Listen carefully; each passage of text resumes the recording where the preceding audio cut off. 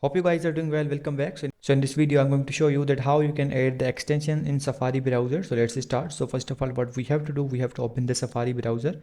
If you want to open the browser from here, you can also do that. Or if you want to open this from the launchpad, you can also do that. Safari is here. For example, I'm going to click on this. And after clicking on this, simply what we need to do, we have to go to here on the second option has in Safari is written. So we have to click on this. And after clicking on this, as you can see, has an option for the Safari extension. So we have to click on this. And after clicking on this, it will be opened into App Store. So as you can see, it's loading. We have to wait. So as you can see, now you will get some extensions. So these are the extensions at the time of making videos. As you can see, these are the top free extensions. So if you want to use them, you can also do that. You have to click on the see all and you will be able to see all the extensions. If you want to see some paid extensions, they are also here, and some other extensions are provided here in the below option. You have to scroll down.